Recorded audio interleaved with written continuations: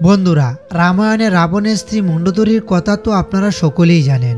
মণ্ডোদরী তার স্বামী রাবণকে অনেকবার অনৈতিক কাজ করার জন্য বারণ করেছিলেন। বলা হয় যে রাবণের স্ত্রী মণ্ডোদরী একজন জ্ঞানী ও পতিব্রতা নারী ছিলেন। তিনি রাম রাবণের যুদ্ধের পরিণাম সম্পর্কে জানতেন। এই জন্য তিনি প্রথম থেকে যুদ্ধের বিরোধী ছিলেন। যখন রাবণের সীতাহরণের কথা মণ্ডোদরী জানতে পারেন, তখন মণ্ডোদরী মাতা সীতাকে সম্মানপূর্বক ভগবান শ্রীরামের কাছে পৌঁছে দিয়ে আসার জন্য উপদেশ দিয়েছিলেন। কিন্তু অহংকারী রাবণ মণ্ডোদরীর এই কথা কানে তুলেননি, যার ফলস্বরূপ লঙ্কার বিনাশ ঘটে যায় আর রাম রাবণের ভয়ানক যুদ্ধ হয় এবং সেই যুদ্ধে রাবণের মৃত্যু হয়। মণ্ডোদরী অনেক চেষ্টা করেও রাবণকে রক্ষা করতে পারেনি। কিন্তু বন্ধুরা, আপনারা কি জানেন রাবণের মৃত্যুর পর মণ্ডোদরীর কি হয়েছিল? আসলে কে ছিল এই মণ্ডোদরী? সত্যি কি রাবণের মৃত্যুর পর মণ্ডোদরী বিভীষণের সঙ্গে দ্বিতীয় বিবাহ করেছিলেন? বন্ধুরা, আপনারা যদি এই সকল প্রশ্নের উত্তর জানতে চান, তাহলে আজকের ভিডিওটি না টেনে সম্পূর্ণ দেখুন। বন্ধুরা, পৌরাণিক তত্ত্ব অনুসারে মধুরা নামে একজন অপ্সরা ছিল, যে ভগবান শিবের দ্বারা প্রভাবিত ছিল। একদিন মধুরা মহাদেবের সঙ্গে দেখা করার জন্য কৈলাস পর্বতে যায়। সেই সময় কৈলাস পর্বতে ভগবান শিব একা ছিল। সেদিন মাতা পার্বতী বিশেষ এক কাজের জন্য কোনো এক জায়গায় গিয়েছিলেন। ভগবান শিবকে একা পেয়ে অপ্সরা মধুরা মহাদেবকে লোবানোর চেষ্টা করতে থাকে। সেই সময় মাতা পার্বতী সেখানে উপস্থিত হয়। তখন মাতা পার্বতী দেখতে পান যে অপ্সরা মধুরার শরীরে ভগবান শিবের বর্ষ লেগে আছে। এই বর্ষচিহ্ন অবস্থায় মধুরাকে দেখে মাতা পার্বতী অনেক ক্রোধিত হয়ে যায় এবং মধুরাকে অভিশাপ দেয় আর বলে, এখন থেকে তুমি একটি স্ত্রী ব্যাঙ হয়ে থাকবে। মাতা পার্বতীর এরকম ক্রোধ দেখে মধুরা অনেক ভয় পেয়ে যায়। তখন সে মাতা পার্বতীর কাছে হাত জোর করে ক্ষমা চাইতে থাকে। এরপর মাতা পার্বতী কিছুটা শান্ত হয়ে মধুরাকে বলে, সঠিক সময় আসলে তুমি অভিশাপ থেকে মুক্তি পেয়ে যাবে। আর তখনই মাতা পার্বতীর অভিশাপের কারণে সঙ্গে সঙ্গে অপ্সরা মধুরা একটি স্ত্রী ব্যাঙের রূপে বদলে যায়। এরপরে ব্যাঙরূপী মধুরা পৃথিবীর একটি জঙ্গলে এসে থাকতে শুরু করে আর ওই জঙ্গলে সে কোনো রকম জীবনযাপন করতে থাকে। কিন্তু হঠাৎ একদিন একটি ভয়ঙ্কর সাপ সেই ব্যাঙরূপী মধুরাকে দেখতে পায় এবং তাকে গিলে খাওয়ার জন্য সে তাড়া করতে থাকে। ব্যাঙরূপী মধুরা নিজের প্রাণ বাঁচানোর জন্য লাফিয়ে লাফিয়ে পালাতে থাকে এবং লাফাতে লাফাতে সে সপ্তঋষির আশ্রমে পৌঁছে যায়। সেখানে ঋষিগণ ক্ষীর বানানোর জন্য জ্বালানি কাঠের উপর একটি পাত্রে জল, দুধ আর চাল ফোটানোর জন্য রেখে দিয়েছিল। যখন সেই ভয়ঙ্কর সাপ মধুরাকে তাড়া করে, তখন মধুরা লাফিয়ে ক্ষীরের পাত্রের ঢাকনার উপর বসে পড়ে। যখন সাপটি তাকে গিলে খাওয়ার জন্য হা করে ছুটে আসে, তখন সে লাফ দিয়ে ক্ষীরের পাত্রের এক প্রান্ত থেকে অপর প্রান্তে যেতে মাটিতে পড়ে যায়। সাপটি মধুরাকে ধরার জন্য ছুটে আসে, কিন্তু সাপটি এক প্রান্ত থেকে অন্য প্রান্তে যাওয়ার সময় ক্ষীরের পাত্রে পড়ে যায় আর সেই ক্ষীর গরম থাকার কারণে সঙ্গে সঙ্গে সেই সাপটি মারা যায়। কিন্তু ব্যাঙরূপী মধুরা ভাবতে থাকে, যখন এই ঋষিগণ এখানে আসবেন এবং সেই ক্ষীর খাবেন, তখন তাদের এই বিষাক্ত সাপের বিষের কারণে মৃত্যু হবে, আর সেটা মধুরা কখনোই চাইতেন না। তাই তখন ব্যাঙরূপী মধুরা সেই ক্ষীরের পাত্রে ওখানে বসে ঋষিদের জন্য অপেক্ষা করতে লাগলেন। কিছুক্ষণ পরে যখন ঋষিরা সেখানে আসলেন, তখন ঋষিদের চোখের সামনে ব্যাঙরূপী মধুরা সেই ক্ষীরের পাত্রের ওপর ঝাঁপ দিয়ে দিলেন এবং সেখানে সে মারা গেলেন। ঋষিরা চোখের সামনে ব্যাঙটিকে পড়তে দেখে ভাবলেন, এই ক্ষীর তো এখন খাওয়ার যোগ্য নয়। তাই তারা এই ক্ষীরের পাত্রটি থেকে ক্ষীর ফেলে দিলেন। যখন এই ক্ষীর মাটিতে ঢেলে দিলেন, তখন তারা দেখতে পেলেন যে ক্ষীরের মধ্যে একটি বিষাক্ত সাপের মৃতদেহ রয়েছে। তখন ঋষিগণ বুঝতে পারলেন যে আমাদের প্রাণ বাঁচানোর জন্য ব্যাঙটি তার নিজের জীবন বলিদান দিয়েছে। ব্যাঙের এই পুণ্যকর্ম দেখে ঋষিরা তাদের নিজের শক্তি দ্বারা ব্যাঙটিকে জীবিত করে দিলেন এবং সঙ্গে সঙ্গে ব্যাঙটিকে একটি মেয়ের রূপে রূপান্তরিত করলেন। তখন ব্যাঙরূপী মধুরা পরিণত হলো একটি সুন্দরী কন্যা রূপে। কিন্তু লোক সমাজের ভয়ে ঋষিরা সেই কন্যাকে নিজেদের কাছে রাখলেন না। ঋষিরা তখন মায়াসুরকে সেই কন্যাকে দান করলেন। মায়াসুর ও তার স্ত্রী সেই কন্যাকে নিজের কন্যার মতো লালন পালন করতে লাগলেন এবং তারাই মধুরার নাম পরিবর্তন করে তার নাম রাখলেন মণ্ডোদরী। বন্ধুরা, মণ্ডোদরী আর রাবণের বিবাহ কিভাবে হয়েছিল?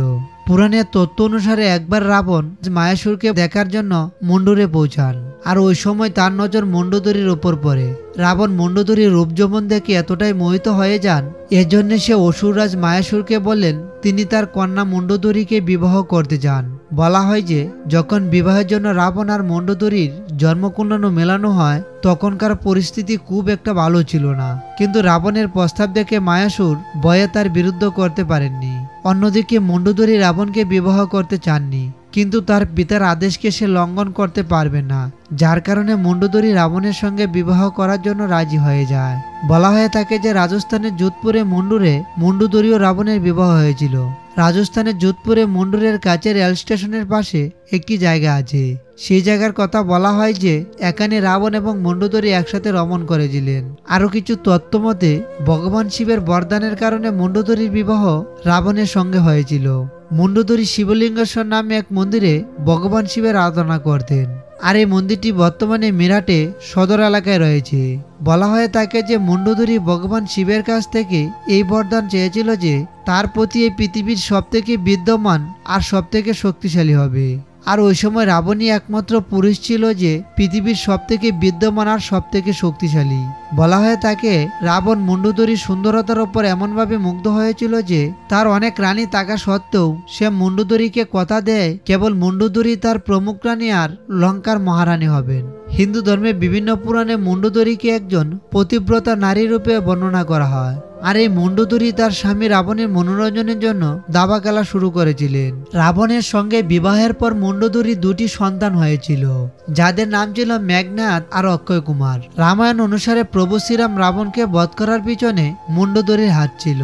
বলা হয় যে রাবণের মৃত্যু একটি দিব্য বাণের দ্বারাই হবে। আর এই বাণের ব্যাপারে রাবণ শুধু মুন্ডুধরিকেই বলেছিলেন, কিন্তু পবনপুত্র হনুমান অনেক চালাকি করে বুলিয়ে বালিয়ে সে দিব্যবান মুন্ডুধরির কাছ থেকে হাতিয়ে নেন। আর এই দিব্যবানের সাহায্যে প্রভু শ্রীরাম রাবণকে বধ করতে সক্ষম হয়েছিলেন। বলা হয়ে থাকে যে মুন্ডুধরি তার স্বামী রাবণের দ্বারা কৃত পাপ কাজের সম্পর্কে খুব ভালোভাবে অবগত ছিলেন।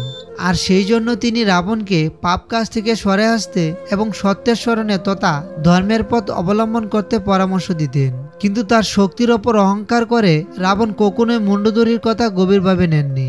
আর তার পরিণাম কি হয়েছিল তা তো আপনারা সকলেই জানেন। বন্ধুরা, এবার জেনে নেওয়া যাক কেন করেছিলেন মুন্ডুধরি বিভীষণের সঙ্গে বিবাহ।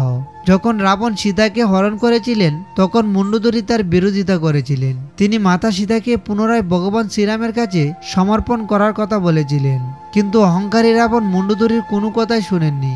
রামায়ণের তত্ত্ব অনুসারে রাম রাবণের যুদ্ধে বিভীষণ আর মুন্ডুধরি সহ মাত্র কয়েকজনকে বাদ দিয়ে রাবণের বংশ সম্পূর্ণ বিনাশ হয়ে গিয়েছিল। রাবণের মৃত্যুর সংবাদ শুনে মুন্ডুধরি কান্না করতে করতে যুদ্ধক্ষেত্রে ছুটে আসেন এবং রাবণের মৃতদেহ দেখে উচ্চস্বরে কান্না করতে থাকেন। যুদ্ধভূমিতে মুন্ডুধরিকে কান্না করতে দেখে প্রভু শ্রীরামের চোখে জল চলে আসে। লঙ্কার সুবর্ণ ভবিষ্যতের জন্য প্রভু শ্রীরামচন্দ্র বিভীষণকে লঙ্কার রাজ সিংহাসনে বসান এবং তাকে লঙ্কার রাজা করে দেন। সেই সময় প্রভু শ্রীরাম মুন্ডুধরিকে বিভীষণের সঙ্গে বিবাহ করার কথা বললেন। তখন মুন্ডুধরি কোনো উত্তর না দিয়ে স্বামী হারানোর দুঃখে নিজেকে লঙ্কার একটি রাজমহলে বন্দী বানিয়ে নেন।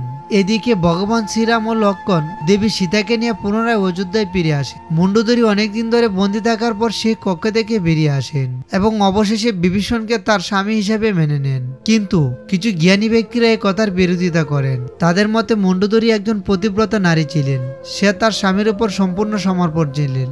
মুন্ডুধরি এত জ্ঞানী ও পতিব্রতা নারী হওয়া সত্ত্বেও এমন সিদ্ধান্ত কখনোই নিতে পারে না। রাবণের মৃত্যুর পর মুন্ডুধরি যে বিভীষণকে বিবাহ করেছিলেন এই তত্ত্বের সঠিক উত্তর আজ পর্যন্ত পাওয়া যায়নি, তবে কিছু কিছু লোকগাথায় এর উল্লেখ পাওয়া গেছে।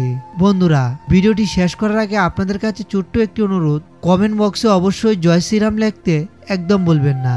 বন্ধুরা, আপনি যদি আমাদের চ্যানেল নতুন দর্শক হয়ে থাকেন তাহলে অবশ্যই চ্যানেলটিকে সাবস্ক্রাইব করে পাশে থাকা বেল আইকনটি বাজিয়ে দিন।